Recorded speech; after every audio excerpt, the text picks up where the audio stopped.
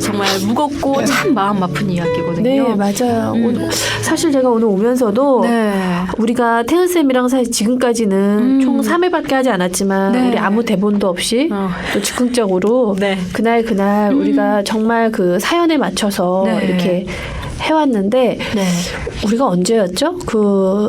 얼마 전에 나왔던 인천 우리 여자아이 학대 사건이 언론에 공개가 되고 나서 우리가 카톡을 했었죠. 그래서 다음 주제는 우리가 아동학대를 한번 잡아보면 어떨까? 그 얘기를 했었는데 그 후로 지금까지 이 생각을 할 때마다 너무 하고 싶은 얘기도 많지만 마음이 굉장히 무거웠어요.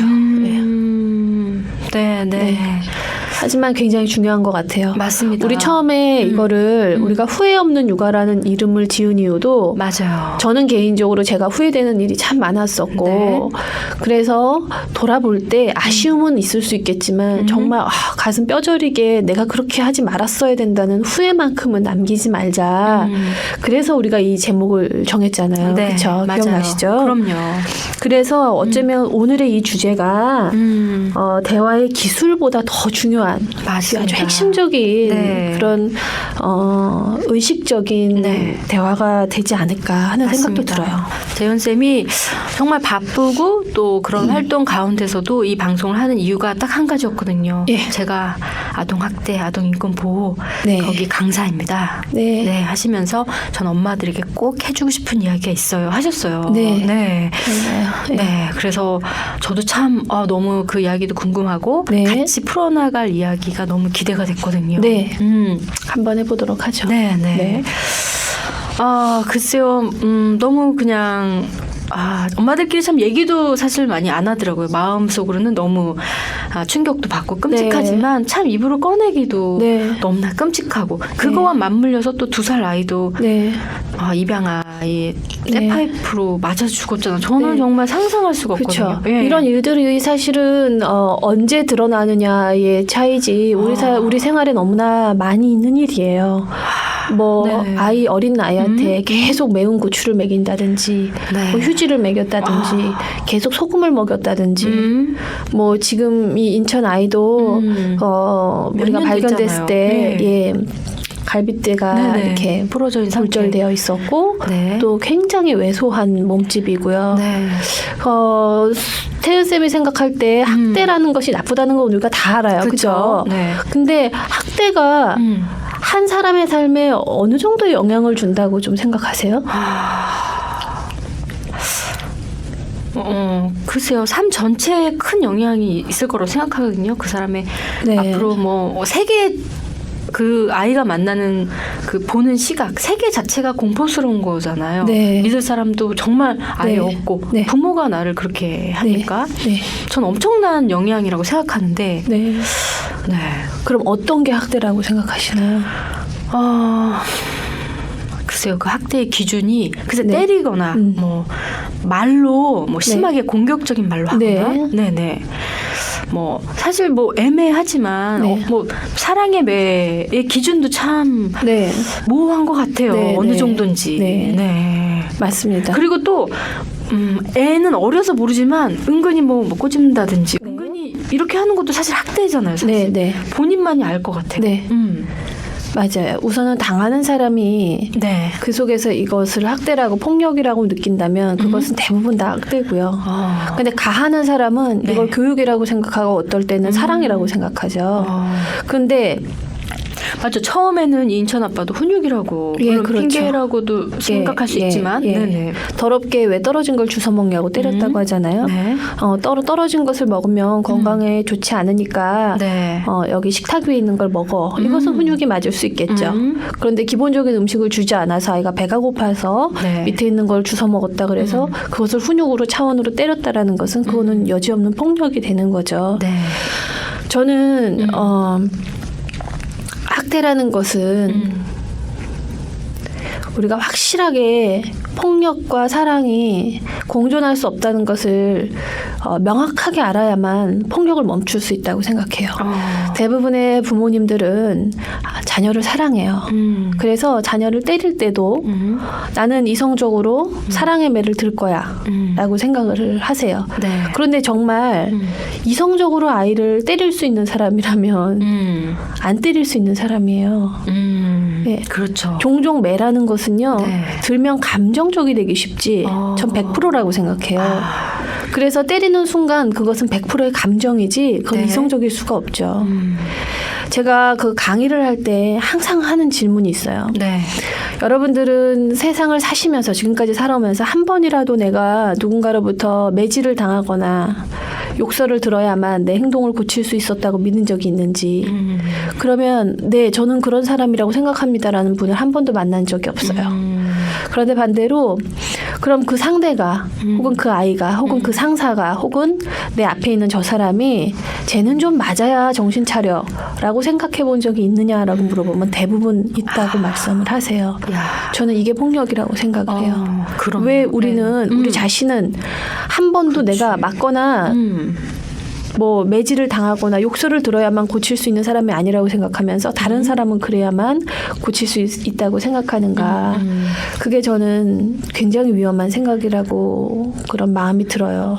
그래서 우리는 매일매일 한 번씩 돌아볼 필요가 있는 것 같아요. 내가 지금 내 삶에서 평화로운 것을 연습하고 있는지 폭력을 연습하고 있는지. 네. 근데 이 폭력은 처음에는 되게 작게 시작하잖아요. 네. 너 똑바로 해. 너 골고루 먹어. 이러다가 너 편식하지 마. 너 이렇게 하면 엄마 밥 안 줘. 너 오늘부터 굶어. 네 방으로 들어가 있어. 이런 것들. 아이를 협박하고 강요하고 비교하고 비난하는 모든 것들이 네. 사실은 폭력인 거죠. 근데 우리가 이런 말 듣기가 불편해요. 네. 왜냐하면 우리 다 그러거든요. 그러니까 이런 말을 해주는 사람도 싫어요. 너는 얼마나 잘해서 너는 얼마나 네 아이한테 잘하는데 그렇게 우리가 덤비고 싶죠. 저도 네. 그랬고요. 네. 네. 내가 얼마나 힘들면 이러는지 당신이 아시는지 막 묻고 따지고 싶어요. 이렇게 안 하면 애가 통제가 안 돼요. 그렇죠. 뭐 이렇게 엄마들이 대부분 말을 네. 하죠. 네. 그런데 그 속을 가만히 보면은요 불신이에요. 우리가 아이들을 믿지 못하기 때문에 불안하기 때문에 걱정되고 두려워서 걔가 내가 이렇게 해서 고쳐줘야만 될 것 같다고 생각을 하는 거죠. 그럼 어디까지 믿어줘야 되는 건가요? 믿고 기다리는 것은 훈육에 있어서 아주 중요한 요소라고 저는 생각을 해요. 네. 믿고 기다려야만 훈육이 가능한 거죠. 그런데 우리는 믿고 기다리지 않고 바로 훈육을 하려고 하니까 아이가 성이 나 있고 화가 나 있고 눈물을 터뜨리고 있는데 그때 훈육이 되겠어요? 그러니까 어떻게 해요? 때리고 야단치고 소리 질러서 겁을 줘서 얘를 입을 다물게 만들고 가만히 있게 만든 다음에 내가 원하는 훈육을 하는 거죠.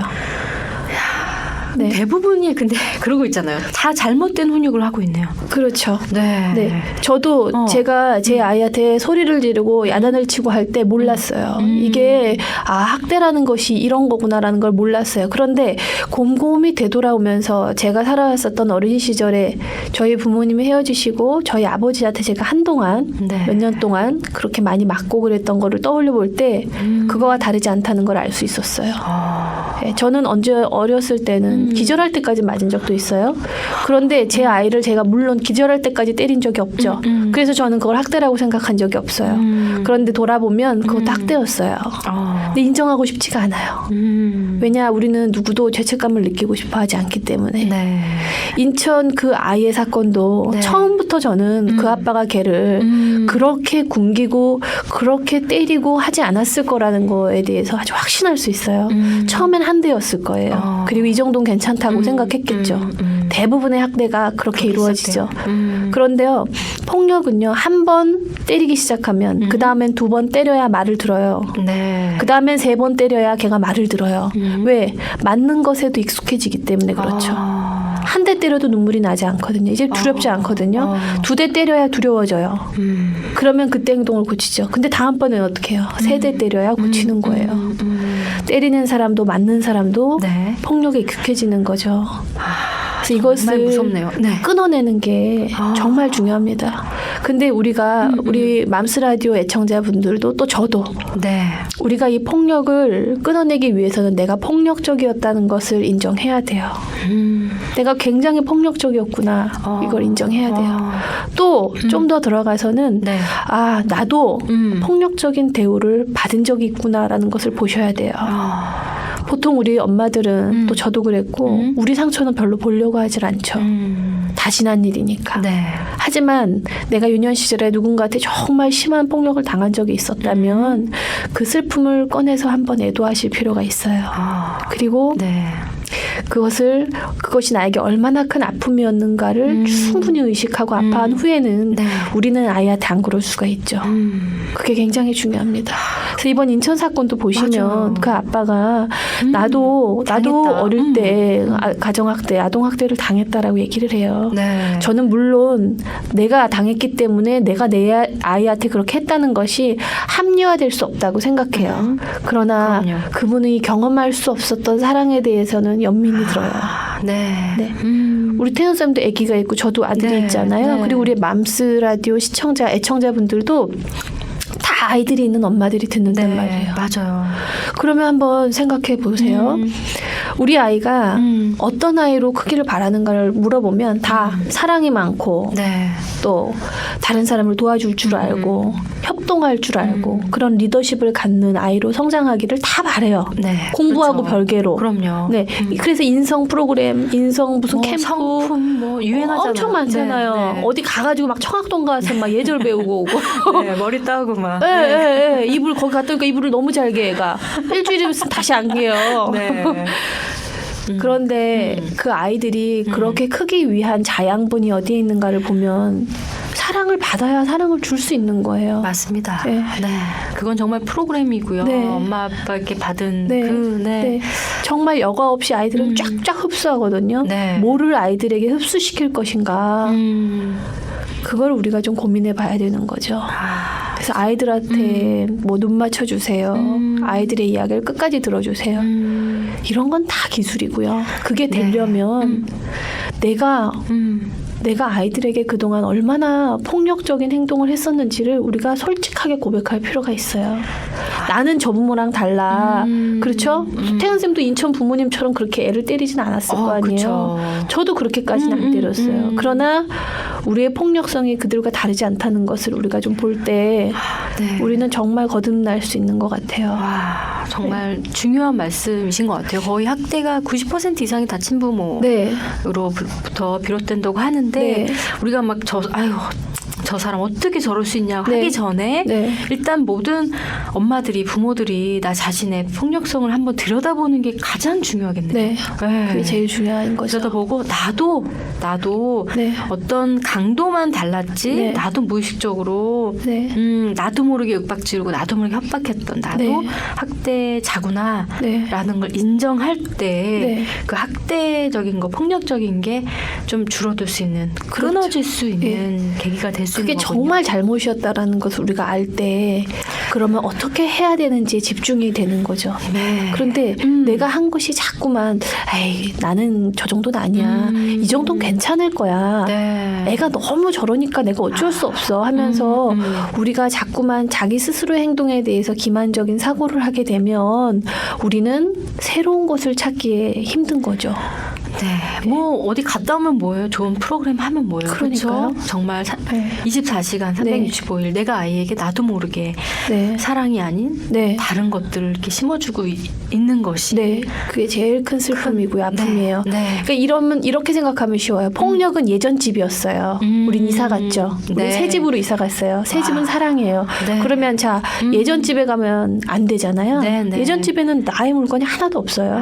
우린 이미 다 새 집으로 옮겼어요. 그렇게 생각하면 우린 예전 집을 잊어버리죠. 네. 이제 새 집만 생각하죠. 우리 무슨 아파트 몇 동 몇 호예요. 네. 남의 집은 우리가 관심 없잖아요. 내 집만 정확하게 알면 돼요. 내 집은 사랑이고요. 사랑에는 여러 가지 사랑을 표현하고 상대에게 전달할 수 있는 기술들이 있어요. 그때 그걸 배우는 거죠. 네. 우리 지난주에 했던 부탁의 기술도 우리가 난 아이를 이제부터 사랑하겠다. 그리고 내가 그동안 아이에게 저질러 왔던 행동했었던 많은 사랑이라고 믿었던 것들도 중에 대부분은 폭력이었다는 것을 인정하게 되면 우린 이제 새로운 집으로만 가는 거죠. 와, 그럼 이해가 훨씬 쉬워집니다. 네, 그러네요. 예, 훨씬 쉬워져요. 예. 맞아요. 확 잡히는 것 같아요. 네. 제가 제 아이한테 확 소리를 지르고 싶거나 확 때리고 싶을 때 그것은 예전 집인 거예요. 저는 이제 새 집으로 이사 왔거든요. 네. 새 집은 뭐였지? 새 집엔 그런 게 없었어요. 우리가 그거를 의식하는 거. 네. 그래서 아이한테 내 행동에 대해서 사과할 수 있는 거. 네. 그리고 아이한테 내가 정말 내 마음속에 있는 사랑을 전달할 수 있도록 최선을 다해서 노력하는 거. 그게 굉장히 중요한 거죠. 끝까지 믿고 기다려주는 거. 끝까지 믿고 기다려주는 거. 아니 도대체 어디까지요? 이러면 뭐 밖에 나가서 창피하잖아요. 통제가 안 되잖아요. 라고 할지언정 그렇다고 애가 망가지지는 않잖아요. 사실. 절대 그렇지 않습니다. 네. 그리고 훈육을 하는 것의 타이밍이 아이가 그렇게 흥분해서 울고 있을 때는 어차피 그 순간에 아이한테 훈육이 안 되잖아요. 그때 엄마가 침착하게 기다려줄 수 있는 힘이 필요한데요. 그 10분, 20분이 우리가 완전히 옛집을 잊어버릴 때만 가능한 거죠. 자꾸만 옛집에도 거기도 내 물건을 두고 오면은요. 자꾸 그걸 찾으러 가고 싶잖아요. 그래서 맞아. 이게 아닌데도 내 손이 먼저 올라가는 거죠. 그것은 정말 옛날 집이에요. 남의 집에 가서는 안 돼요. 예. 정말 너무 도전이 되고 공감이 되고 너무 좋은 정말 예시인 것 같은데요. 이제 연말 연시인데 진짜 다 짐 싸들고 아니 쌀 필요도 없겠다. 나쁜 거 다 버리고요. 그냥 확 가감하게 버리고 2016년 새 집으로 다 이사 갔으면 좋겠네요. 사랑의 집, 좋겠어요. 믿고 기다려주는 집. 아이들이 폭력을 경험해서 크게 된다는 건 어른과 굉장히 달라요. 만약에 제가 또 태연 쌤이 집안에서 누군가로부터 맞았어요. 그러면 정말 이제 그 집을 들어가기가 싫어요. 그렇죠? 그래요. 갈 맞아요. 곳이 있으시죠? 있어요. 우리 어른들은. 어른들 호텔로 있죠. 피할 수도 있고요. 찜질방을 갈 수도 있고요. 친구 집에 갈 수도 있고. 주머니에 돈도 있고요. 뭐 융자를 받을 수도 있어요. 맞습니다. 아이들은요. 없어요. 아이들은요. 그 지옥 같은 집이 걔한테는 세상이에요. 언제 내가 맞을지 언제 내가 또 부모님으로부터 욕을 들을지 모르는 그곳으로 아이들은 매일 들어가야 돼요. 너무 생각만 해도 끔찍해요. 그리고 아이들이 경험한 세상은 불신이었고 애착이 없는 곳이었어요. 그게 학대 현장에서 아이들이 경험하는 것들이죠. 세상에서 내가 믿을 수 있는 유일한 대상이 부모님인데 부모님으로부터 그걸 받지 못해서 큰 아이들이 어떻게 세상을 믿겠어요. 우리가 학교 폭력 하지만 어느 날 아이들이 부모님으로부터 충분한 사랑을 받은 아이들이 친구를 찌르고 오지 않습니다.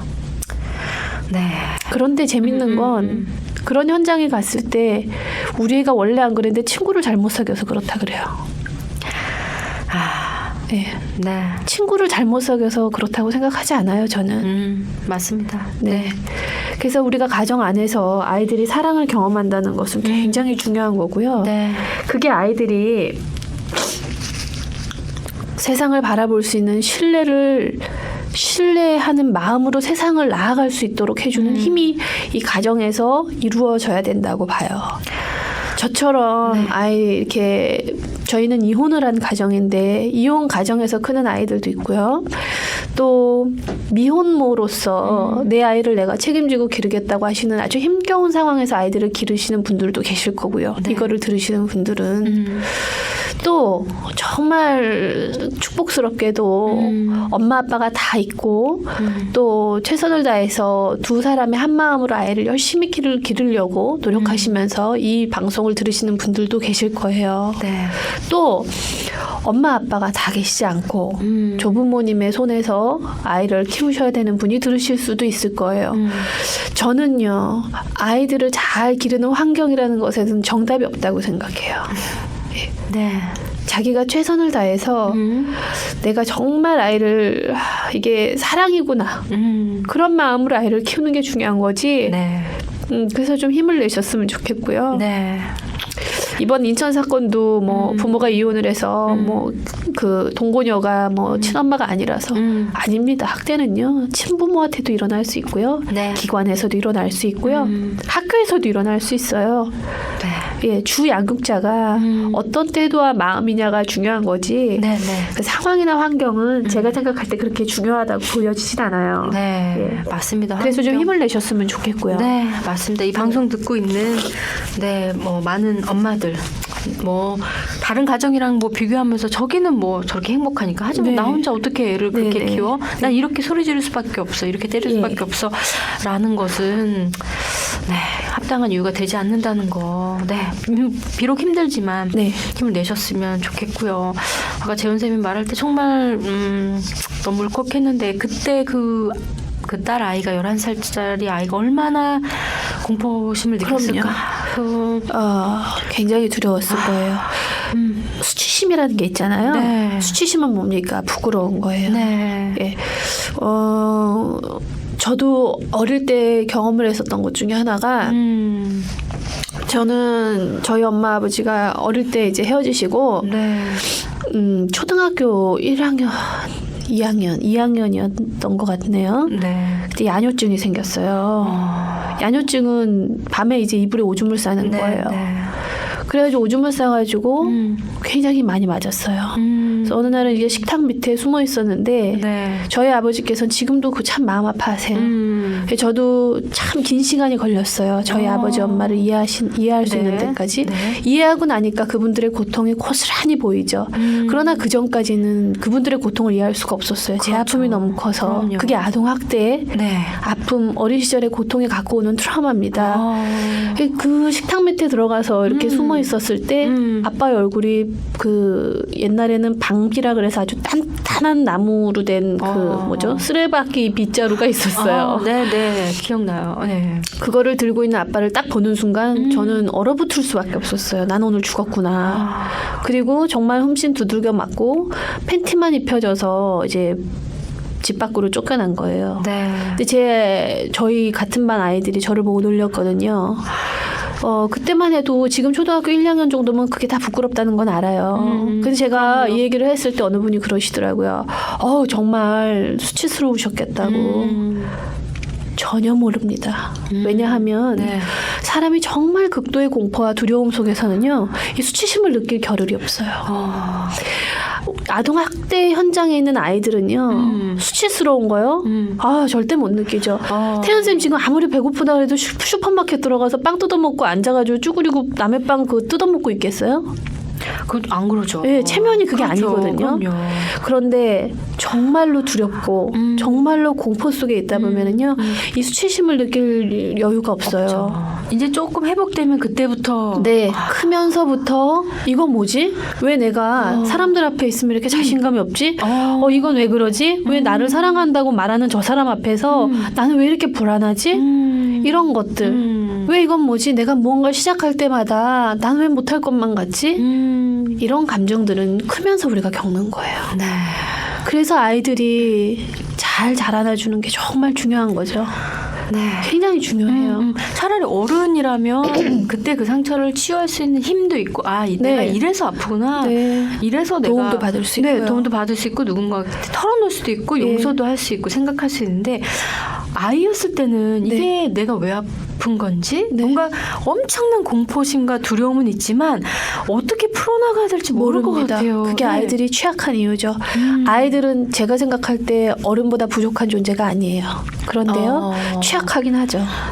그래서 아이들이 건강하게 성장하기 위해선 사회의 도움, 시스템의 도움, 부모의 도움, 주 양육자의 도움이 필요하죠. 그래요. 그 미궁과 같은 상처 속에서 빠져나오는 거가 엄청난 시간과 노력과 도움이 필요할 것 같습니다.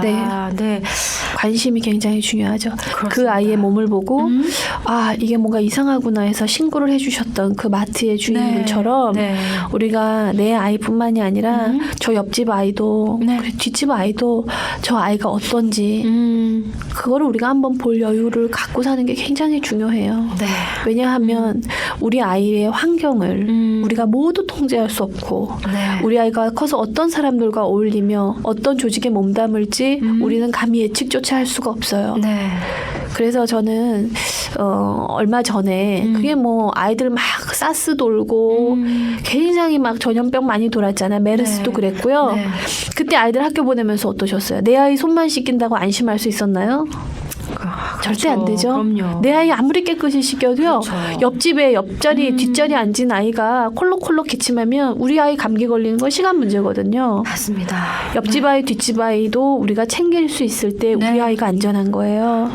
그런 마음으로 아이들을 볼 수 있는 마음을 가질 때 내 아이가 내 마음에 좀 들지 않는 행동을 하더라도 기다려줄 수 있는 여유가 생기는 거죠. 그래서 대화라는 것은 정말 말 이상의 것이에요.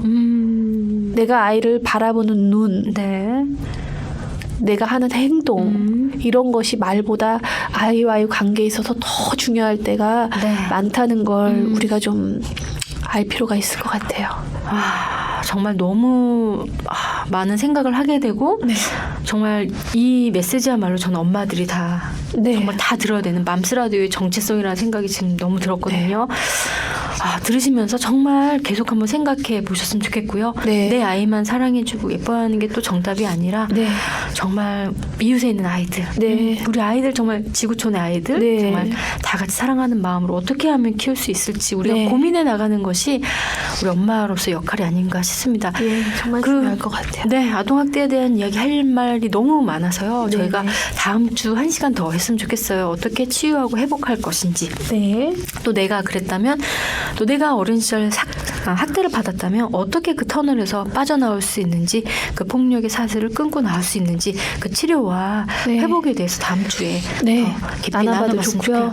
또 어머니들 중에 우리 맘스라디오 게시판을 보니까 익명 닉네임으로도 많이 올리시더라고요. 그러니까 본인이 어떤 경험을 하셨는지 올려주셔도 좋습니다. 아픈 기억들은요 오히려 이렇게 털어놓을 때 치유가 되기도 해요. 맞습니다. 그게 익명이니까 충분히 내가 이런 시절 어린 시절 난 이런 걸 경험했다.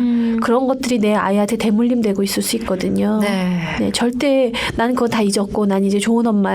그게 불쑥불쑥 내 경험이 올라올 수 있다는 걸 우리가 좀 알고 있는 게 중요하고요. 그래서 좀 털어놓으시고 가벼워지시면 좋겠어요. 그리고 또 너무 든든하고 또 마음 깊이 정말 감사한 것은 우리 재현쌤이 그 자신의 그런 모든 것을 또 나눠주셨잖아요. 먼저. 너무 감사하고 그러기 때문에 여러분들 편하게 털어놨으면 좋겠어요. 그랬으면 좋겠어요. 우리가 그냥 하소연하고 넋두리하는 게 아니라 이것이 치유에 있어서 굉장히 중요한 과정이기 때문에 그래서 나를 학대했었던 학대라는 말도 참 평가의 말이라서 불편할 수 있는데요. 나를 어쩐 경우에 때렸던 혹은 나에게 욕을 했던 혹은 나의 몸을 함부로 만졌던 이런 행동을 했었던 그 사람을 용서하기 위해서라도 우리는 이 과정을 고백을 통해서 내 이야기를 하실 필요가 있습니다. 너무 감사합니다. 너무 감동이고요. 여러분도 용기 내셔서 이게 맘스 톡톡에 비밀글 또 올려주시면 저희가 더 깊이 공감하고 어떻게 저렇게 학대할 수 있어 막 분내고 화내고 끝내는 것이 아니라 우리가 정말 어떻게 이 학대 사슬을 끊을 수 있는지 같이 한번 이야기해보고 또 내 안의 연약함도 꺼내보는 그런 시간 됐으면 좋겠습니다. 그랬으면 좋겠어요. 오늘은 웃다가 울고 제 소리 들리시죠?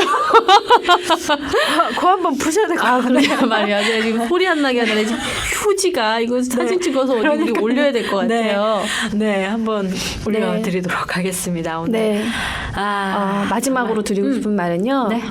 우리가 아동학대에 대해서 이야기를 하는 목적은 여러분 다 잘못하셨어요. 저도 잘못했어요. 우리 이러면 안 돼요가 목적이 아니라 우리 모두가 이런 사회에 살고 있다는 게 정말 슬픈 현실이라는 거예요.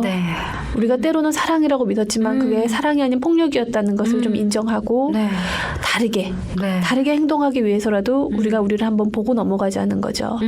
나는 저 인천 부모와 달라. 물론 다르겠죠. 그러나 같아요.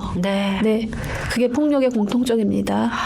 그걸 우리가 알고 좀 다른 사람이 되는 거, 다른 부모의 모습을 갖추는 거, 그 길을 우리가 좀 같이 갔으면 좋겠어요. 저도 그렇죠.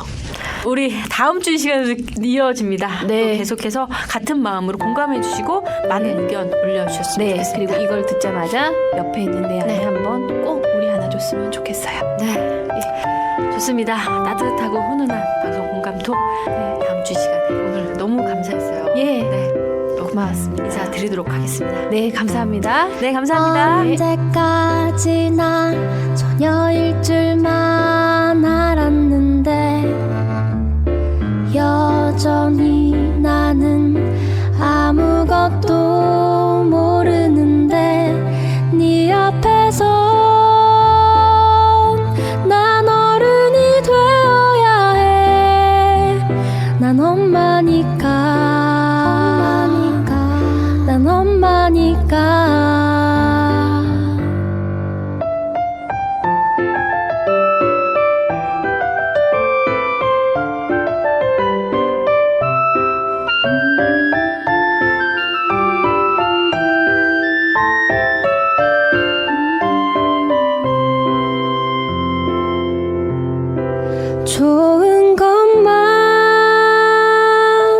좋은 것만 주고 싶어. 난 내 엄마니까. 소녀에서 엄마가 된 당신을 응원합니다. 맘스라디오.